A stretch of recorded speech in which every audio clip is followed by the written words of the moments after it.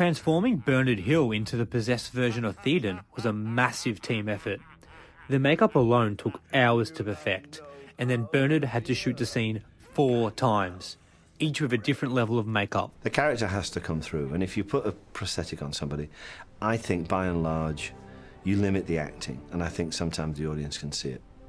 Bernard just wasn't comfortable about wearing prosthetics. So what we had to do is we had to basically use an old technique called old age stipple. And the way that the stipple works is that you stretch the skin, and while it's stretched, you stipple this latex on there, dry it with a hairdryer, powder it, and when you relax it, it all of a sudden forms all these wrinkles. And then Gino would come in with his airbrush and do his little devilish work with veins and liver spots and stuff like that.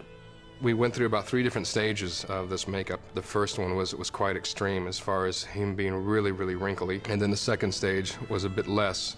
It was a different wig. It was a bit more of a fuller wig. Fill in the mustache, fill in the rest of the beard, fill in up here, put a little piece in here, and do all that kind of stuff.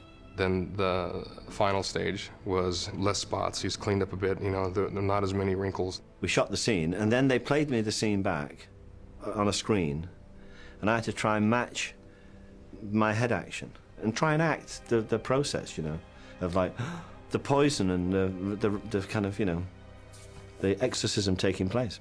And then what the digital guys did, or what a digital, is that they did this incredible morph that happened with it. And the first time I saw it, I was just blown away by it. Right before my eyes, I saw our makeup, and it just slowly just disintegrated, and it just became Bernard Hill.